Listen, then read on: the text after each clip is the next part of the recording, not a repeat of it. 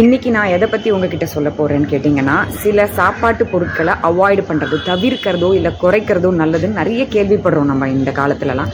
அது என்னென்னு கொஞ்சம் கொஞ்சமாக தெரிஞ்சுக்கலாம். ஒரு பெரிய லிஸ்ட்டே இருக்குது, இதை சாப்பிட வேண்டாம், அதை எடுத்துக்க வேண்டாம், இதை குறைக்கணும், இதை போட்டுக்கணும் அப்படின்னா எல்லாத்தையும் ஒரே நாளில் நம்ம தெரிஞ்சுட்டு எல்லாத்தையும் ஒன்றா ப்ராக்டிஸ் பண்ண போகிறதில்ல இல்லையா?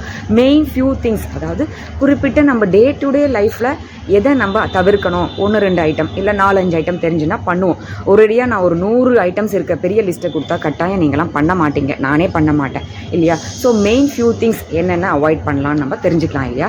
மெயினாக இந்த வெள்ளையாக இருக்கிற சில பொருட்களை எடுத்துக்கக்கூடாதுன்னு சொல்கிறாங்க. அட்லீஸ்ட் தவிர்க்கணும் இல்லை குறைக்கணும். அது என்னென்னு கேட்டிங்கன்னா, 4லேருந்து ஒரு 5 வெள்ளை பொருட்களை அவாய்ட் பண்ணுறது நம்ம உடம்புக்கு நல்லது.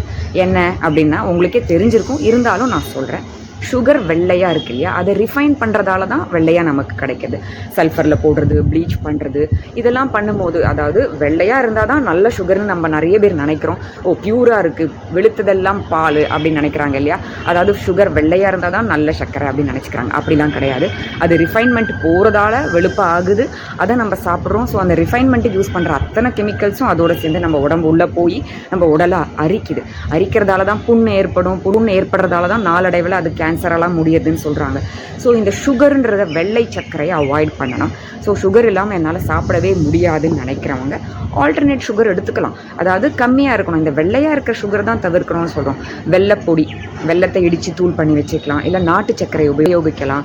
அப்படி இல்லைனா சுகரே இந்த ரிஃபைன்மெண்ட் ப்ராசஸில் ஒரு ஸ்டேஜ் முன்னாடியே வெள்ளைப்படுத்துறதுக்கு முன்னாடி ப்ரௌனாகவே இருக்கிற அந்த ப்ரௌன் சுகரை யூஸ் பண்ணலாம். குழந்தைங்களுக்கு ஹனி சேர்த்து கொடுக்கலாம். ஆனால் ஹனி நம்மலாம் பெரியவங்க டெய்லி சாப்பிடக்கூடாது. அது ஒரு வகையான கொலஸ்ட்ராலை இன்க்ரீஸ் பண்ணும். ஒரு வேளை எப்பயாவது எடுத்துக்கலாம். ப்ளஸ் பழங்களை சேர்த்துக்கலாம். அதுலேருந்து வர இனிப்பு நமக்கு வாய்க்கு நல்ல இதமாக இருக்கும். ஸோ இந்த மாதிரி வெள்ளை சுகரை நீங்கள் அவாய்ட் பண்ணுறது நல்லது. 2வது ஒயிட் ஐட்டம் எதை நம்ம அவாய்ட் பண்ணணும்னு மெயின் கேட்டிங்கன்னா, ஒயிட் ரைஸ். எல்லாருமே டெய்லி வெளேர்னு மல்லிப்பூ மாதிரி சாதம் இருந்தால் தான் சாப்பாடு சாப்பிட்றதுக்கே நமக்கு பிடிக்கும். ஆனால் ஏன் இதை அவாய்ட் பண்ணணும்னு சொல்கிறோம் அப்படின்னு கேட்டிங்கன்னா, அரிசியோட மேல் புறத்தில் அந்த தோலில் தான் அத்தனை சத்தும் இருக்குது, ஃபைபரில் தான். அதில் இருக்கிற ப்ரோட்டீன், விட்டமின்ஸ், மினரல்ஸ் எல்லாத்தையும் நீக்கிடுறோம். வெறும் அந்த உள்ளே இருக்கிற சக்கையான அந்த பொருள், அதில் வெறும் குளுக்கோஸ் இருக்குது அந்த கார்போஹைட்ரேட் சாப்பிட்றதால, மாவு சத்துலேருந்து. அதை தான் நம்ம உட்கொள்கிறோம். இதனால் சுகர் அதிகமாகும். சுகர் அதிகமாகிறதால தான் ரெசிஸ்டன்ஸ் டு இன்சுலின் ஆகுது. அதனால் நம்ம எல்லாருக்கும் ஈஸியாக டயபெட்டிஸ் வருது. ஸோ அதனால் இந்த வெள்ளை அரிசியை அவாய்ட் பண்ணணும். அதுக்கு பதிலாக அன்பாலிஷ்டு ரைஸ், அதாவது டைரெக்டாக அரிசியை எப்படி நமக்கு நெல்லுலேருந்து கிடைக்குதோ அதே மாதிரி சாப்பிடணும். அந்த மேல் பகுதியை பாலிஷ் பண்ணாமல். அப்படி இல்லைன்னா சிகப்பு அரிசி அப்படின்னு சொல்கிறோம், இல்லை கைக்குத்தல் அரிசி, அப்படியும் இல்லைனா மில்லட்ஸ், அதாவது சிறுதானிய வகைகள் டெய்லி ஒன்று அது வடித்து அதில் குழம்பு, ரசம் இதெல்லாம் போட்டு நம்ம சாப்பிடலாம். ஸோ இந்த 2வது வகையான ஒயிட் ரைஸை அவாய்ட் பண்ணுறது நல்லது. ஆல்டர்னேட் எதுன்னு நான் சொல்லிட்டேன், அதை நீங்கள் எடுத்துக்கலாம். 3வதாக என்ன வெள்ளை விஷயங்கள் அவாய்ட் பண்ணணும்னு கேட்டிங்கன்னா, வெள்ளையான இந்த மாவுன்னு சொல்கிற மைதா. இது தேவையே இல்லாத ஒரு பொருள். இந்த சக்கை, கோதுமையோட ஃபைனலாக கிடைக்கிற அந்த சக்கையிலேருந்து நம்ம சாப்பிட்றோம். வாய்க்கு நல்லா ருசியாக பரோட்டா பண்ணுறதுக்கு, பூரி பொரிக்கிறதுக்கு, சமோசா எல்லாத்துக்கும் அதை உபயோகப்படுத்துகிறாங்க. பேக்கரிக்கு போனால் ஃபுல்லாக இந்த மைதாவால் ஆன ஐட்டம்ஸ் தான் இருக்குது. அதை சாப்பிட்றோம், உடம்பை நம்ம பாழ்படுத்திக்கிறோம். கட்டாயம் இதை தவிருங்க. அதுக்கு பதில் கோதுமையால் ஆன பதார்த்தங்களை சாப்பிடணும். ஸோ இதை ஞாபகம் வச்சுக்கோங்க. மைதாவை அவாய்ட் பண்ணுங்கள். வீட்டில் அந்த பேக்கெட்டை வாங்காதீங்க. கோதுமை வாங்கி மைதா பண்ணுற இடத்துலலாம் அதை போடுங்க. ஓகேவா? 4வதாக என்ன அப்படின்னு கேட்டிங்கன்னா, வெள்ளை சால்ட்டு பொதுவாகவே நிறைய எடுத்துக்கக்கூடாது. அதுக்காக எடுத்துக்காமையும் இருக்கக்கூடாது. உடம்புக்கு சால்ட் அவசியம். அது கரெக்டான அளவில் எடுத்துக்கணும் இல்லையா? இல்லைனா உடம்புல ஆர்கன்ஸ் எல்லாம் ஃபங்க்ஷன் பண்ண முடியாது. அதனால் அவாய்ட் பண்ண முடியாது. ஒயிட் சால்ட்டை அவாய்ட் பண்ணுங்கன்னு சொல்கிறாங்க. இல்லை கம்மியாக உபயோகப்படுத்துங்க. 1 ஸ்பூன் போடுற இடத்துல 1/2 ஸ்பூன் போட்டு பாருங்கள். 1/2 ஸ்பூன் போடுற இடத்துல 1/4 ஸ்பூன் போட்டு பாருங்கள். ஸோ 50% ரெடியூஸ் ஆகுது இல்லையா? ஸோ இதை நாளடைவில் நம்ம நாக்கு பழகிடும். எல்லாமே பிறந்த அண்ணிலேருந்தே நம்மலாம் சால்ட்டோட சாப்பிட்டு பழகலை. 1 வயசுலேருந்து தான், அதாவது 6 மாதத்துலேருந்து தான் உணவை கொடுக்க ஆரம்பிக்கிறோம் குழந்தைங்களுக்கு. உப்பு போட்டு பழக்கத்தில் தான் உப்பு தேவை நாக்கு நம்மளை கேட்கும். ஸோ அந்த பழக்கத்தை கொஞ்சம் கொஞ்சமாக எதுவுமே ப்ராக்டிஸ் பண்ணால் அதுக்கு நம்ம மைண்ட் அடாப்ட் ஆகிக்கும், உடம்பு ஓகேன்னு சொல்லிடும்.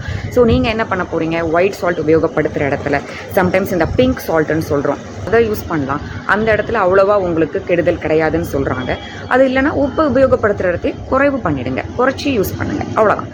ஸோ இந்த 4 மெயின் ஒயிட் ஐட்டம்ஸை அவாய்ட் பண்ணலாம்.